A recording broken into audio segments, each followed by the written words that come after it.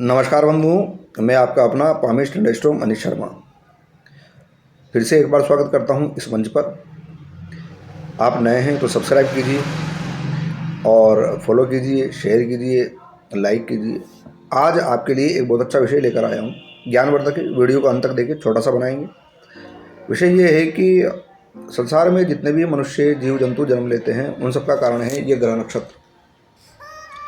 त्रिकाल का ज्ञान जो होता है वो ग्रह नक्षत्रों के अधीन है। और जितने भी नर व मादा अथवा जड़ व चेतन जीवात्माएं जन्म लेती है सबका कारण भी ग्रह नक्षत्र हैं।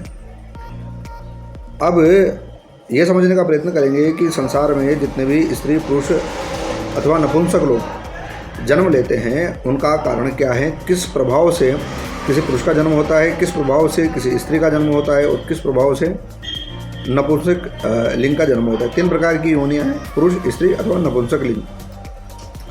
तो चलिए हम देखने का प्रयत्न करते हैं। ज्योतिष शास्त्र में बृहस्पति जो भगवान हैं, देवताओं के गुरु, उन्होंने लिखा है कि ग्रहाधीनम जगत सर्वम ग्रहाधीना नरावरा कालयानम ग्रहाधीनम ग्रह सर कर्म फलप्रदा सृष्टि रक्षण संहारा सर्वे चापि ग्रह अनुग्रह। अर्थात ये सारा संसार ग्रह नक्षत्रों के अधीन है। मानव पशु पक्षी ग्रहों के अधीन है, काल का भी ज्ञान ग्रहों के अधीन है और कर्मफल भी ग्रहों के अधीन है। संसार की उत्पत्ति, स्थिति, प्रलय और संहार सब ग्रहों के अधीन है। तो अब हम देखने की कोशिश करते हैं, प्रयत्न करते हैं शास्त्रीय प्रमाण के अनुसार कि जब सब ग्रहों के अधीन हैं तो जो स्त्री और पुरुष और नपुंसक का जन्म होता है उसका कारण क्या है। चलिए देखते हैं सब प्रमाण। तो जैसा कि हमने बताया कि आपको यहाँ पर बताने जा रहे हैं कि जो स्त्री और पुरुष और नपुंसक लिंग है उनका जन्म क्यों होता है और किस कारण से होता है। तो देखिए सप्रमाण ये ज्योतिष अंक से दे रहे हैं, इसको देखने का आप समझने का प्रयत्न कीजिए। समस्त उच्चावच्य प्राणियों की सृष्टि आकाशस्थ उच्चावच्य ग्रहों की रश्मि द्वारा होती है। तो ये जितने भी ग्रह नक्षत्र हैं उनकी रश्मियों के प्रभाव से जीवात्माएँ जन्म लेती हैं। अब उनमें 3 प्रकार की जीवात्माएँ हैं, एक तो पुरुष जीवात्मा, एक स्त्री जीवात्मा और एक नपुंसक लिंग के रूप में जीव जन्म लेता है।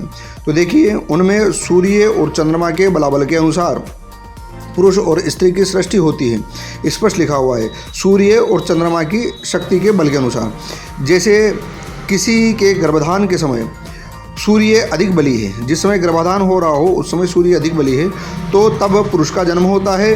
और चंद्रमा अधिक बली, जब चंद्रमा अधिक बली रहता है गर्भाधान के समय तो उस समय स्त्री का जन्म होता है।